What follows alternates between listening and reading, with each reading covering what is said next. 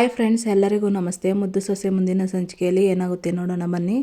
ನೋಡೋದಕ್ಕೂ ಮುಂಚೆ ಯಾರು ವಿನೋದ ವಿಎಂ ವ್ಲಾಗ್ಗೆ ಸಬ್ಸ್ಕ್ರೈಬ್ ಆಗಿಲ್ವೋ ಪ್ಲೀಸ್ ಸಬ್ಸ್ಕ್ರೈಬ್ ಆಗಿ, ಲೈಕ್ ಮಾಡಿ, ಶೇರ್ ಮಾಡಿ, ಕಮೆಂಟ್ ಮಾಡಿ, ಬೆಲ್ಲೈಕಾನ್ ಆಲ್ ಅಂತ ಒತ್ತಿ ಫ್ರೆಂಡ್ಸ್. ಊಟಕ್ಕೆ ಬನ್ನಿ ಅಂತ ಮೋಹನ ಬರ್ತಾಳೆ.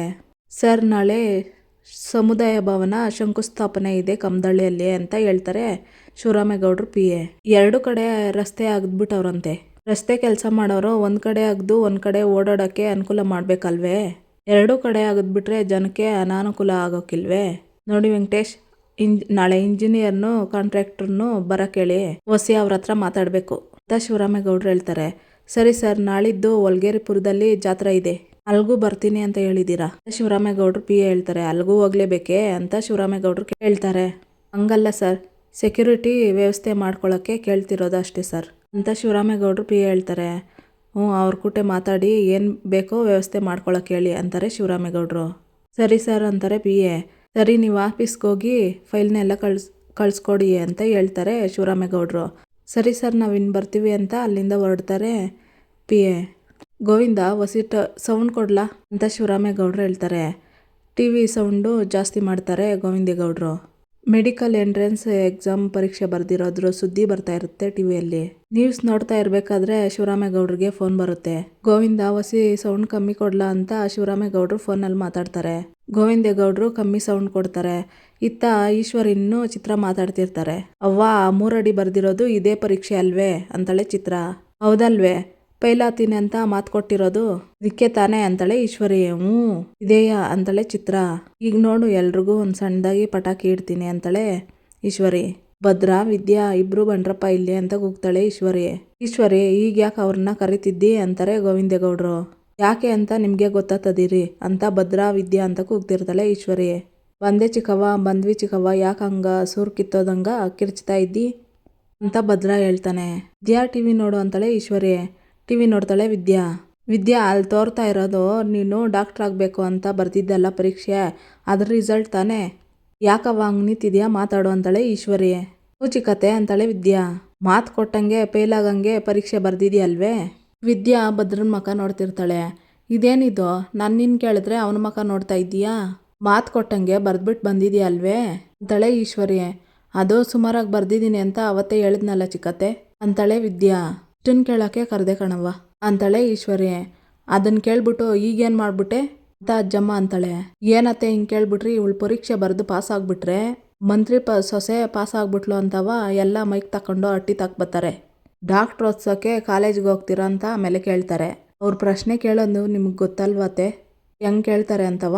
ಆಮೇಲೆ ಆಗೋಕ್ಕಿಲ್ಲ ಅನ್ಕೊಳ್ಳಿ. ಕೊಟ್ಟ ಮಾತಿಗೆ ಶಿವರಾಮೇಗೌಡರು ನಡ್ಕೊಳ್ಳೇ ಇಲ್ಲ. ಇದು ಮಾಡಿಬಿಟ್ರು ಅದು ಮಾಡಿಬಿಟ್ರು ಅಂತ ಏನೇನೋ ಮಾತಾಡ್ಕೊತಾರೆ. ಅದೇ ಇವಳು ಪರೀಕ್ಷೆಯಲ್ಲಿ ಫೈಲ್ ಆಗಿಬಿಟ್ರೆ, ಪಾಸ್ ಆಗಿದ್ದಿದ್ರೆ ಇವಳನ್ನ ಕಳಿಸ್ಕೊಟ್ಬಿಡ್ಬೋದು ಅಂತ ನಾವೇ ಕೈ ತೊಳ್ಕೊಬೋದು ಅಲ್ವೇ ವಿಚಾರದಿಂದವ. ಅದಕ್ಕೋಸ್ಕರ ಅವಳನ್ನ ಕರೆದು ಕೇಳಿದೆ ಅಟೆಯ ಅಂತ ಈಶ್ವರಿ ಹೇಳ್ತಾಳೆ. ಈಶ್ವರಿ ಹೇಳೋದು ಸರಿಯಾಗೈತೆ. ಒಂದು ವೇಳೆ ನೀನು ಪಾಸ್ ಆಗಿಬಿಟ್ರೆ ನಾನು ಶಾನೆ ಇರುಸು ಮುರ್ಸು ಅನ್ಭವಿಸ್ಬೇಕಾಗ್ತದೆ. ನನ್ನ ಮಗಳು ಭವಾನಿನ ಕಾಲೇಜ್ಗೆ ಕಳಿಸ್ಕೊಟ್ಟಿದ್ದಕ್ಕೆ ಪ್ರೀತಿ ಮಾಡಿ ಮದುವೆ ಮಾಡ್ಕೊಂಡ್ಬಿಟ್ಲು. ಅವಳು ಮಾಡಿರೋ ತಪ್ಪಿಗೆ ನಮ್ಮ ಮಟ್ಟಿಲಿರೋ ಹೆಣ್ಮಕ್ಳು ಯಾರು ಓದಬಾರ್ದು ಅಂತ ನಾನೇ ನಿಯಮ ಮಾಡಿಬಿಟ್ಟೆ. ಅದಕ್ಕೆ ತಕ್ಕನಾಗಿ ಅವರು ಎಲ್ಲರೂ ಬದ್ಧವಾಗಿದ್ದಾರೆ. ಅದಕ್ಕೆ ನಾನು ಬದ್ಧವಾಗಿರ್ಬೇಕಲ್ವೇ ಅಂತ ಶಿವರಾಮೇಗೌಡರು ಹೇಳ್ತಾರೆ. ಆದರೆ ಶಿವರಾಮ, ಈಗ ಭವಾನಿನ ಕ್ಷಮಿಸಿ ಒಪ್ಕೊಂಡಿದ್ದೀವಲ್ಲ ಅಂತ ಅಜ್ಜಮ್ಮ ಹೇಳ್ತಾಳೆ. ಇರ್ಬೋದು ಕಣವ್ವ, ಅದಕ್ಕೋಸ್ಕರ ನಾನು ಸೊಸೆನ ಓದಕ್ಕೆ ಕಳಿಸ್ಬಿಟ್ರೆ ಅಟ್ಟಿಲಿ ಇರೋರಿಗೆ ಅನ್ಯಾಯ ಮಾಡ್ದಂಗೆ ಆಗೋಕ್ಕಿಲ್ವೇ? ಒಟ್ಟಿನಲ್ಲಿ ನಮ್ಮ ಮನೆ ನಿಯಮ ಮುರಿದೆ ಜನತೆಗೆ ಕೊಟ್ಟ ಮಾತಿನಂತೆ ತಲೆ ಎತ್ಕೊಂಡು ಮಾತಾಡ್ಬೇಕಂದ್ರೆ ನಾಳಿಕೆ ವಿದ್ಯಾ ರಿಸಲ್ಟಲ್ಲಿ ಫೈಲ್ ಆಗಬೇಕು ಅಂತ ಶಿವರಾಮೇಗೌಡರು ಹೇಳ್ತಾರೆ. ಏನೇ 3 ಅಡಿ ನಮ್ಗಳ ಮಾತು ಮೀರಿ ಚತಸ್ಕೋಪ್ ಇಟ್ಕೊಂಡು ಡಾಕ್ಟ್ರ್ ಆತೀನಿ ಅಂತ ಭ್ರಮೇಲಿದೆಯಾ? ಅಟ್ಟಿಯಿಂದ ಕಾಲು ಆಚೆ ಇಕ್ಕೋದಕ್ಕೆ ಬಿಡೋಕ್ಕಿಲ್ಲ ಅಂತ ಈಶ್ವರಿ ವಿದ್ಯಾಮಕ ನೋಡಿಕೊಂಡು ಮನಸ್ಸಿನಲ್ಲಿ ಅನ್ಕೊತಿರ್ತಾಳೆ. ಏನಪ್ಪ ಇದು ದೇವ್ರೆ, ಒಂದು ಸಮಸ್ಯೆಯಿಂದ ಹೊರಗಡೆ ಬಂದೆ ಅಂತ ಅಂದ್ಕೊಂಡ್ರೆ ಇನ್ನೊಂದು ಸಮಸ್ಯೆ ತಂದು ಮಡಗಿದೆಯಲ್ಲ ಅಂತ ವಿದ್ಯಾ ಮನಸ್ಸಿನಲ್ಲಿ ಅನ್ಕೊತಿರ್ತಾಳೆ. ಇತ್ತ ವಿನಂತಿ, ಅವ್ವ, ಕರ್ಮ ಅನ್ನೋದು ಯಾರನ್ನೂ ಸುಮ್ಮನೆ ಬಿಡೋಕ್ಕಿಲ್ಲ ಅನ್ನೋದು ಎಷ್ಟು ಸತ್ಯ ಅಲ್ವೇನವ್ವ ಅಂತ ಹೇಳ್ತಾಳೆ. ಇದಕ್ಕಿದ್ದಂಗೆ ಕರ್ಮ ಗಿರ್ಮ ಅನ್ನೋದು ಯಾಕೆ ಮಾತಾಡ್ತಾ ಇದೀಯಾ ಅಂತ ಸಾವಿತ್ರಿ ಕೇಳ್ತಾಳೆ. ಅಲ್ಲ, ಏನು ತಪ್ಪು ಮಾಡ್ದಿರೋ ವಿದ್ಯಾ ಈ ಶೆಡ್ಡಲ್ಲಿ ಇದ್ಕೊಂಡು ಶಿಕ್ಷೆ ಅನುಭವಿಸ್ಬೇಕಾದ್ರೆ ಅವಳನ್ನ ನೋಡಿ ಆಡ್ಕೊಂಡು ನಗ್ತಾ ಇದ್ವು. ಆದರೆ ಈಗ ನೋಡು, ನಾವಿದ್ದಿದ್ದ ಜಾಗದಲ್ಲಿ ಅವಳಿದ್ದಿದ್ದ ಜಾಗದಲ್ಲಿ ನಾವಿದ್ದೀವಿ. ಅದಕ್ಕೆ ಅಲ್ವಾ ಹೇಳೋದು, ನಾವು ಮಾಡಿದ್ದು ನಮಗೆ ಬರ್ತದೆ ಅಂತವ ಅಂತ ವಿನಂತಿ ಹೇಳ್ತಾಳೆ. ನೋಡೆ, ಮೊದಲೇ ಬಿಸಿಲಿಗೆ ನೆತ್ತಿ ಚುರುಗುಡ್ತಾ ಇದೆ. ಅದ್ರ ಮಧ್ಯ ಹೊಟ್ಟೆ ಹಸ್ದು ತಲೆ ಸಿಡ್ದೋತದೆ ಅಂತ ಸಾವಿತ್ರಿ ಹೇಳ್ತಿರ್ತಾಳೆ. ಇತ್ತ ಡಣ್ ಡಣ್ ಡಣ್ಣ ಅಂತ ಬಾಕ್ಸ್ ಮಾಡ್ಕೊಂಡು ಬರ್ತಿರ್ತಾನೆ ಕೋಟ್ಲೆ. ಯಾಕೆ ಹಿಂಗೆ ಸೌಂಡ್ ಮಾಡ್ತಾವನೆ ಅಂತ ಕನ್ಫ್ಯೂಸ್ ಆಗಬೇಡಿ. ಜೈಲಲ್ಲಿರೋ ಕೈದಿಗಳಿಗೆ ಗಂಟೆ ಹೊಡೆದ್ಮೇಲೆ ಅಲ್ವಾ ಊಟ ಕೊಡೋದು, ಇಲ್ಲಿ ಗಂಟೆ ಇಲ್ವಲ್ಲ ಅದಕ್ಕೆ ನಾನೇ ಸೌಂಡ್ ಮಾಡ್ಕೊಬಂದೆ ಅಂತ ಹೇಳ್ತಾನೆ ಕೋಟ್ಲೆ. ಇದೇನು ಕೋಟ್ಲೆ, ನಮ್ಮ ಪರಿಸ್ಥಿತಿ ನೋಡಿ ಹಿಂಗೆ ಆಡ್ಕೊತಾ ಇದೆಯಾ ಅಂತಾಳೆ ಸಾವಿತ್ರಿ. ಇಲ್ಲ ಚಿಕ್ಕವ್ವ, ನೀವಿಬ್ರು ಬೇಸರ ಮಾಡ್ಕೊಂಡು ಕೂತಿದ್ರಲ್ಲ ಅದಕ್ಕೆ ತಮಾಷೆ ಮಾಡುವ ಅಂತ ಹಿಂಗೆ ಮಾಡಿದೆ ಅಷ್ಟೇ. ಪಾಪ ನೀವಿಬ್ರು ಊಟ ಮಾಡದೆ ಟೈಮ್ ಸರಿಗೆ ಸೊರಗೋಗಿದ್ದೀರಾ ಅಂತ ಕೋಟ್ಲೆ ಹೇಳ್ತಾನೆ. ಈ ಹಟ್ಟಿಲಿ ನಮ್ಮಿಬ್ಬರ ಬಗ್ಗೆ ಯಾರಿಗೂ ಕನಿಕರ ಇಲ್ಲದೆ ಹೋದ್ರು ಕೊನೆ ಪಕ್ಷ ನಿನ್ಗಾದ್ರೂ ನೋಡಿ ನಮ್ಮನ್ನು ನೋಡಿ ಹೊಟ್ಟೆ ಉರಿತಲ್ಲ ಅಂತ ಸಾವಿತ್ರಿ ಹೇಳ್ತಾಳೆ. ಆದರೂ ಚಿಕ್ಕವ್ವ, ನೀವಿಬ್ರು ಏನು ಕೆಲಸ ಮಾಡದೆ ಕೊಬ್ಬನೆಲ್ಲ ಕರಗಿಸ್ಬಿಟ್ರಲ್ಲ ಅದನ್ನ ನೋಡಿ ನನಗೆ ಹೊಟ್ಟೆ ಉರಿತೈತೆ ಅಂತ ಕೋಟ್ಲೆ ಹೇಳ್ತಾನೆ. ಈ ಕೊಂಕು ಮಾತೆಲ್ಲ ನನಗೆಲ್ಲ ಅರ್ಥ ಆಗೋಕ್ಕಿಲ್ಲ ಅಂತ ಅನ್ಕೋಬೇಡ. ನೀನು ಊಟನೂ ಬೇಡ ಏನು ಬೇಡ, ಸುಮ್ಮನೆ ಎತ್ಕೊಂಡು ಹೋಗೋ ಅಂತಾಳೆ ವಿನಂತಿ. ಅದಕ್ಕೇನಂತೆ ಓದ್ತೀನಿ ಬಿಡಿ ಅಂತ ಹೋಗ್ತಾನೆ ಕೋಟ್ಲೆ. ನಿಂತ್ಕೊಳ್ಳೋ, ಒಸಿ ಬಾಯಿ ಮುಚ್ಕೊಂಡು ನಿಂತ್ಕೊಳ್ಳೆ. ಕೋಟ್ಲೆ ಏನು ಬೇರೆವನ ಏನೋ ತಮಾಷೆಗಂದ, ಅದಕ್ಕೆ ಯಾಕೆ ಬೇಜಾರು ಮಾಡ್ಕೊತೀಯ? ಕೋಟ್ಲೆ ಅಲ್ಲಿಗೆ ಬಿಟ್ಟು ಹೋಗಪ್ಪ ಅಂತಾಳೆ ಸಾವಿತ್ರಿ. ಕವ್ವ, ನೀನು ಸ್ವಲ್ಪ ಕಷ್ಟಪಟ್ಟಿರೋದ್ರಿಂದ ನಿನ್ನ ಬುದ್ಧಿ ಸರಿಯಾಗದೆ, ನಿನ್ನ ಮಗಳಿಗೆ ಇನ್ನೂ ಬುದ್ಧಿ ಸೊಟ್ಟಗದೆ, ಒಸಿ ಸಮಾಧಾನದಲ್ಲಿ ಬುದ್ಧಿ ಹೇಳ್ಕೊಡು. ಇಲ್ಲ ಅಂದರೆ ಬಿದ್ದಿರೋ ಗುಂಡಿಯಿಂದ ನಿನ್ನ ಮಗಳು ಮೇಲಕ್ಕೆ ಬರೋಕ್ಕಿಲ್ಲ, ನಿನ್ನೂ ಮೇಲಕ್ಕೆ ಬರೋದಕ್ಕೆ ಬಿಡೋಕ್ಕಿಲ್ಲ ಅಂತ ಹೇಳಿ ಕೋಟ್ಲೆ ಬಾಕ್ಸ್ನಲ್ಲೇ ಇಟ್ಬಿಟ್ಟು ಹೊರಡ್ತಾನೆ. ಅಬ್ಬಾ, ಯಾವಾಗ ಊಟ ತತ್ತಾನೋ ಅಂತ ಕಾಯ್ತಾ ಇದ್ದೆ ಅಂತ ಹೇಳಿ ಸಾವಿತ್ರಿ ಊಟ ಬಡಿಸ್ಕೊಂಡು ತಿಂತಿರ್ತಾಳೆ. ಸಾವಿತ್ರಿ, ನಿನ್ಗೆ ಸ್ವಲ್ಪನೂ ಸ್ವಾಭಿಮಾನ ಅನ್ನೋದಿಲ್ವೇ ಅಂತಾಳೆ ವಿನಂತಿ. ಇಬ್ರು ಸ್ವಾಭಿಮಾನ ಅಂತ ಅಹಂಕಾರ ತೋರಿದ್ರೆ ಹೊಟ್ಟೆ ತುಂಬಕ್ಕಿಲ್ಲ, ಹೊಟ್ಟೆಗೆ ತಣ್ಣೀರು ಬಟ್ಟೆ ಹಾಕೋಬೇಕಾಗ್ತದೆ. ಈ ಒಣಜಂಬ ಎಲ್ಲ ಬಿಟ್ಟು ಸುಮ್ಕೆ ಊಟ ಮಾಡು ಬಾ ಅಂತ ಹೇಳ್ತಾಳೆ ಸಾವಿತ್ರಿ. ಇನ್ನೊಂದು ತಟ್ಟೆಲಿ ವಿನಂತಿಗೆ ಊಟ ಹಾಕ್ಕೊಡ್ತಾಳೆ ಸಾವಿತ್ರಿ. ಶಾನೆ ಅವಮಾನ ಆತದೆ ಕಣವ್ವ ಅಂತಾಳೆ ವಿನಂತಿ. ನಾನೇನು ಸನ್ಮಾನ ಅನ್ಕೊಂಡಿಲ್ಲ, ಇಷ್ಟಕ್ಕೆಲ್ಲ ಕಾರಣ ಆಗಿರೋ ಆ 3 ಅಡಿ ಮೇಲೆ ಸೇಡ್ ತೀರ್ಸ್ಕೋಬೇಕಲ್ವೇ, ಅದಕ್ಕೆ ಊಟ ಮಾಡ್ತಾ ಇವ್ನಿ ಅಂತ ಹೇಳಿ ಸಾವಿತ್ರಿ ಊಟ ಮಾಡ್ತಾಳೆ. ಇತ್ತ ಭದ್ರ ಅಮ್ಮಿ ಅಂತ ಕೂಗ್ಕೊ ಬಂದು ರೂಮ್ಗೆ ಎಲ್ಲೋದ್ಲಿ ಇವಳು ಅಂತ ಹೇಳ್ತಾ ಅಮ್ಮಿ ಅಂತ ಕೂಗ್ತಿರ್ತಾನೆ ಭದ್ರ. ಬಂದೆ ಗೌಡ್ರೆ ಅಂತ ಬರ್ತಾಳೆ ವಿದ್ಯಾ. ಇಲ್ಲಿದ್ದೀಯೇ, ಒಸಿ ಕಣ್ಣು ಮುಚ್ಬಿಟ್ಟು ಕೈ ಎತ್ತು ನೋಡುವ ಅಂತ ಭದ್ರ ಹೇಳ್ತಾನೆ. ಯಾಕೆ ಗೌಡ್ರೆ ಅಂತಾಳೆ ವಿದ್ಯಾ. ಹೇಳ್ತಾ ಇವ್ನಿ ತಾನೆ, ಕಣ್ಣು ಮುಚ್ಬಿಟ್ಟು ಕೈ ಎತ್ತು ಅಂತ ಹೇಳ್ತಾನೆ ಭದ್ರ. ಕಣ್ಣು ಮುಚ್ಚಿ ಕೈ ಎತ್ತಾಳೆ ವಿದ್ಯಾ. ಅಂದಿರೋ ಡಾಬನ್ನ ವಿದ್ಯಾ ಸೊಂಟಕ್ಕೆ ಹಾಕ್ತಾನೆ ಭದ್ರ. ಗೌಡ್ರೆ ಇನ್ನೂ ಏಟೋತು, ತಗಿಲ ಕಣ್ಣು ಅಂತಾಳೆ ವಿದ್ಯಾ. ಬಿಡಮ್ಮಿ ಅಂತಾನೆ ಭದ್ರ. ಸೊಂಟದ ಡಾಬ್ ನೋಡಿ ವಿದ್ಯಾ, ಗೌಡ್ರೆ ಇದೆಲ್ಲ ಯಾಕೆ ಅಂತಾಳೆ. ಯಾಕೆ ಅಂದರೆ ಏನಮ್ಮಿ, ನನ್ನ ಮಗಳಿಗೂ ಮತ್ತು ನನ್ನ ಹೆಂಡ್ರಿಗೂ ಇಬ್ರಿಗೂ ಸೇರಿಸಿ ಉಡುಗೊರೆ ಕೊಡಬೇಕು ಅಂತ ಅನಿಸ್ತು, ಅದಕ್ಕೆ ತಂದೆ. ಆಗ ಏನು ತರಬೇಕು ಅಂತ ಯೋಚನೆ ಮಾಡಿದೆ, ಇದೇ ನನ್ನ ತಲೆಗೆ ಹೊಳೆದಿದ್ದು, ಅದಕ್ಕೆ ತಂದ್ಬಿಟ್ಟೆ. ಬೇರೆ ಏನು ತಂದ್ಕೊಟ್ರು ಅದು ನಿನ್ನೊಬ್ಳಿಗೆ ಮಾತ್ರ ಆಗ್ತಿತ್ತಲ್ವೇ. ಈಗ ನೋಡು, ಈಗ ನಿನ್ನ ಸೊಂಟದ ಜೊತೆಗೆ ನನ್ನ ಮಗಳಿಗೂ ಸೇರಿಸಿ ಹಾಕ್ದಂಗೆ ಆಗ್ತದೆ ಅಲ್ವೇ. ಅದು ಸರಿ ಕಣಮ್ಮಿ, ಹೆಂಗೈತೆ ಅಂತಾನೆ ಹೇಳಿಲ್ಲ ನೀನು ಅಂತಾನೆ ಭದ್ರ.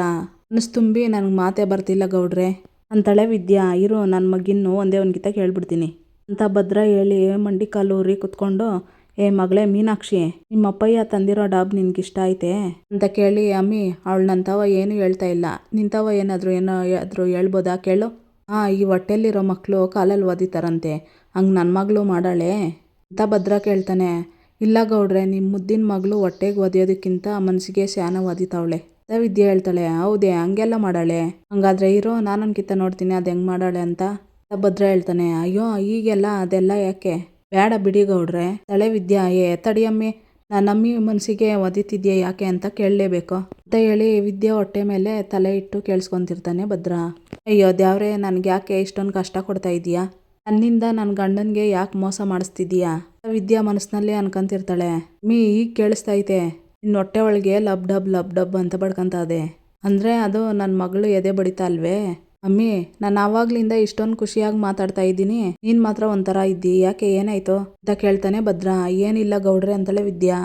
ಅಮ್ಮಿ, ನನ್ನ ಹೆಂಡ್ರಿ ಯಾವಾಗ ಹೆಂಗಿರ್ತಾಳೆ ಅಂತ ನನಗೆ ಗೊತ್ತಿಲ್ವೇ, ಅದೇನಾಯ್ತು ಅಂತ ದಿಟ ಹೇಳು ಅಂತ ಭದ್ರ ಕೇಳ್ತಾನೆ. ಇಲ್ಲ, ನನ್ನಿಂದ ಸುಳ್ಳು ಹೇಳಿ ಮೋಸ ಮಾಡೋದ್ರಲ್ಲಿ ಯಾವ ಅರ್ಥನೂ ಇಲ್ಲ. ನಮ್ಮ ಗೌಡ್ರ ಭಾವನೆ ಜೊತೆ ಆಟ ಆಡಿದ್ರೆ ನನ್ನಂಥ ಪಾಪಿ ಯಾರೂ ಇರೋಕ್ಕಿಲ್ಲ, ಅದೇನಾದರೂ ಆಗಲಿ ಇವತ್ತು ಸತ್ಯನ ಹೇಳೇ ಬಿಡ್ತೀನಿ ಅಂತ ವಿದ್ಯಾ ಮನಸ್ಸಿನಲ್ಲೇ ಅನ್ಕೊತಿರ್ತಾಳೆ. ನಿನ್ನೆಯ ಕೇಳ್ತಾ ಇರೋದು ಹೇಳಮ್ಮಿ ಅಂತಾನೆ ಭದ್ರ. ಗೌಡ್ರೆ ಅದೇನೋ ಅಂದ್ರೆ ಅಂತಾಳೆ ವಿದ್ಯಾ. ಅದೇನೋ ಅಂದ್ರೆ ಅಂತಾನೆ ಭದ್ರ. ಅದು ಅಂತ ಇರ್ತಾಳೆ ವಿದ್ಯಾ. ಅದ್ಯಾಕೆ ಅಂತ ನನಗೀಗ ಗೊತ್ತಾಯ್ತು ಬಿಡು.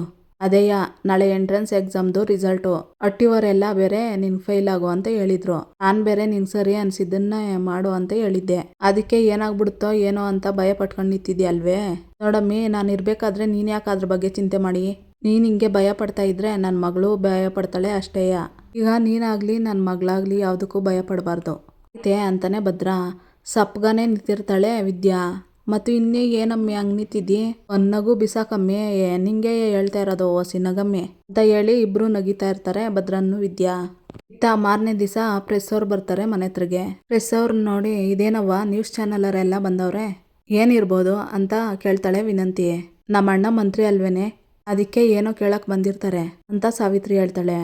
ಶಿವರಾಮ್ಯಾಗ ಬಾಡಿ ಗಾರ್ಡ್ ಬಂದು ಸರ್ ನೀವೆಲ್ಲ ಬಂದಿರೋದು ಅಂತ ಕೇಳ್ತಾರೆ. ನಾವು ಮಿನಿಸ್ಟರ್ ನೋಡ್ಬೇಕಾಗಿತ್ತು ಅಂತ ನ್ಯೂಸ್ ಚಾನಲ್ ಅವರು ಹೇಳ್ತಾರೆ. ಅಪಾಯಿಂಟ್ಮೆಂಟ್ ಇದೆಯಾ ಅಂತ ಕೇಳ್ತಾನೆ ಬಾಡಿ ಗಾರ್ಡು. ನಾವು ಇಂಟರ್ವ್ಯೂ ಮಾಡಕ್ ಬಂದಿರೋದು ಈಗ ಮಿನಿಸ್ಟರ್ನಲ್ಲ, ಅವ್ರ ಸೊಸೆ ವಿದ್ಯಾವ್ರನ್ನ. ಇವತ್ತು ಮೆಡಿಕಲ್ ಎಂಟ್ರೆನ್ಸ್ ಎಕ್ಸಾಮ್ದು ರಿಸಲ್ಟ್ ಬಂದಿದೆ ಅದ್ರ ಬಗ್ಗೆ ಅಂತ ಪ್ರೆಸ್ ಅವರು ಹೇಳ್ತಿರ್ತಾರೆ. ನೋಡ್ದೇನವ್ವ ನೀನು ಹೇಳ್ದಂಗೆ ಪ್ರೆಸ್ ಅವರೆಲ್ಲ ಬಂದ್ಬಿಟ್ಟವ್ರೆ ಅಂತ ಚಿತ್ರ ಹೇಳ್ತಾಳೆ. ಗೀತಾ ಇರ್ತಾಳೆ ಈಶ್ವರಿ. ಮಂತ್ರಿ ಸೊಸೆ ಪಾಸ್ ಆಗವಳೆ ಅಂತ ದೊಡ್ಡದಾಗ ಬಂದವ್ರಲ್ವಾ, ಅವಳು ಪೈಲಾದ್ಮೇಕೆ ಹೆಂಗ್ ನ್ಯೂಸ್ ಹೇಳ್ತಾರೆ ಅಂತ ನೆನಪಿಸ್ಕೊಂಡು ನಗ್ತಾ ಇದ್ದೀನಿ. ಈಶ್ವರಿ ಹೇಳ್ತಾಳೆ, ಅವ್ವ ಮಂತ್ರಿ ಸೊಸೆ ಫೈಲ್ ಆದ್ಲು ಅಂತ ನ್ಯೂಸ್ ಬರ್ತಾ ಇದ್ರೆ ಅದು ದೊಡ್ಡಪ್ಪನ್ಗೆ ಅವಮಾನ ಅಲ್ವೇ ಅಂತ ಚಿತ್ರ ಹೇಳ್ತಾಳೆ. ಅವಮಾನ ಅಲ್ದೆ ಇನ್ನೇನೆ, ಹಿಂಗಾಗ್ಬೇಕು ಅಂತ ತಾನೇ ಒಂದೇ ಬಾಣದಲ್ಲಿ 2 ಗುರಿ ಇಟ್ಟಿದ್ದು ಅಂತಾಳೆ ಈಶ್ವರಿ. ಅವ್ವ ಚಾಣಕ್ಯನ್ ಬಿಟ್ರೆ ನೀನೇ ಕಣವ್ವ ಚಾಲಾಕಿ ಅಂತಾಳೆ ಚಿತ್ರ. ಸರಿ ಮೊದಲು ಏನಾಗದೆ ಕೇಳೋಣ ಬಾ ಅಂತಾಳೆ ಈಶ್ವರಿ. 1 ನಿಮಿಷ ಇರಪ್ಪ ಅಂತಾಳೆ ಈಶ್ವರಿ. ಮಿನಿಸ್ಟ್ರು ಮನೇಲಿದ್ದಾರಾ ಅಂತ ಕೇಳ್ತಾರೆ ಪ್ರೆಸ್ ಅವರು. ಮಿನಿಸ್ಟ್ರು ಮನೆಗೆ ಅವ್ರೆ, ಇವತ್ತು ಅದೇನೋ ರಿಸಲ್ಟ್ ಅಂದ್ರಲ್ಲ ಬಂತ ಅಂತ ಕೇಳ್ತಾಳೆ ಈಶ್ವರಿ. ಬಂದಿದೆ ಮೇಡಮ್, ಮಿನಿಸ್ಟ್ರು ಸೊಸೆ ಸ್ಟೇಟ್ಗೆ 3ನೇ ರ್ಯಾಂಕ್ ಬಂದಿದ್ದಾರೆ ಅಂತ ಪ್ರೆಸ್ ಅವರು ಹೇಳ್ತಿದ್ದಂಗೆ ಈಶ್ವರಿ ಶಾಕ್ ಆಗ್ತಾಳೆ. ಮತ್ತೆ ಸಾವಿತ್ರಿ ವಿನಂತಿ ಎಲ್ಲ ಶಾಕ್ ಆಗ್ತಾರೆ. ಏನು ಹೇಳಿದ್ರಿ ಅಂತ ಈಶ್ವರಿ ಕೇಳ್ತಾಳೆ. ಹೌದು ಮೇಡಮ್, 720ಕ್ಕೆ 700 ಮಾರ್ಕ್ಸ್ ತಗೊಂಡಿದ್ದಾರೆ. ಜೊತೆಗೆ ಗೌರ್ಮೆಂಟ್ ಕಾಲೇಜ್ನಲ್ಲಿ ಓದಿ ಇಷ್ಟು ದೊಡ್ಡ ಸಾಧನೆ ಮಾಡಿದ್ದಾರೆ.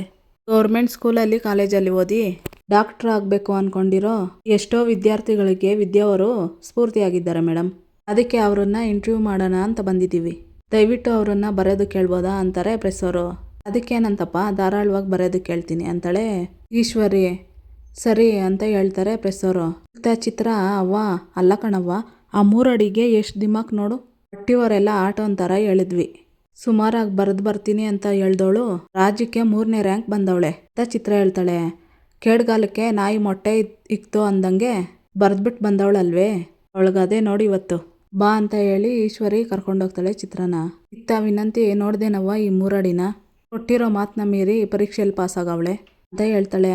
ಆಗ್ಬಿಟ್ರೆ ಏನು, ನಮ್ಮ ಅಣ್ಣ ಇವತ್ತೇ ಅವಳನ್ನ ಡಾಕ್ಟ್ರ್ ಓದೋಕ್ಕೆ ಕಳಿಸ್ಬಿಡ್ತಾನೆ ಅಂತ ಅನ್ಕೊಂಡಿದ್ಯಾ? ಖಂಡಿತ ಇಲ್ಲ, ಈಗ ನೋಡು ಹೆಂಗೆ ಗ್ರಾಚಾರ ಬಿಡಿಸ್ತಾನೆ ಅಂತ ಸಾವಿತ್ರಿ ಹೇಳ್ತಾಳೆ. ವಿದ್ಯಾ ವಿದ್ಯಾ ಅಂತ ಈಶ್ವರಿ ಕೂಕ್ಕೊಂಡು ಬರ್ತಾಳೆ ಮನೆಗೆ. ಯಾಕೆ ಹಿಂಗೆ ಕೂಗ್ತಾ ಇದೆಯಾ, ಏನಾಯ್ತು ಅಂತಾರೆ ಗೋವಿಂದಗೌಡರು.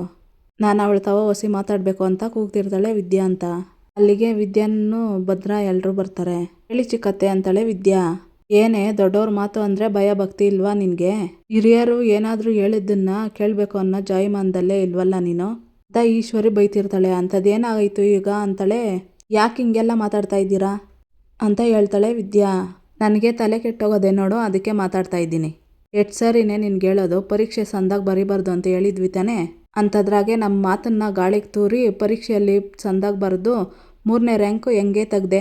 ಈಗ ನ್ಯೂಸ್ನವರೆಲ್ಲ ಬಂದು ಅಟ್ಟಿ ಬಾಗ್ಲಲ್ಲಿ ಮೈಕ್ ಹಿಡ್ಕೊಂಡು ನಿಂತವ್ರೆ ಅಂತ ಈಶ್ವರಿ ಹೇಳ್ತಾಳೆ. ವಿನಂತಿ, ತಮ್ಮ ಸಮಾಧಿನ ತಾವೇ ತೋಡ್ಕೊಂಡಕ್ಕಿಲ್ವೇ, ಹಂಗೆ ಮಾಡ್ಕೊಂಡವಳೆ ಈ 3 ಅಡಿ. ನೋಡ್ತಾ ಇರೋ, ಇವತ್ತು ನಮ್ಮ ಅಣ್ಣ ಇವಳಿಗೊಂದು ಗತಿ ಕಾಣಿಸ್ದೆ ಬಿಡೋಕ್ಕಿಲ್ಲ ಅಂತಾಳೆ ಸಾವಿತ್ರಿ. ಅಷ್ಟಾಗ್ಬಿಟ್ರೆ ಸಾಕು ಕಣವ್ವ, ಹೋಗ್ಬಿಟ್ಟು ಒಂದು ತಮ್ಗೆ ತುಂಬ ಮಜ್ಜಿಗೆ ಕುಡಿದ್ಬಿಡ್ತೀನಿ ಅಂತಾಳೆ ವಿನಂತಿ.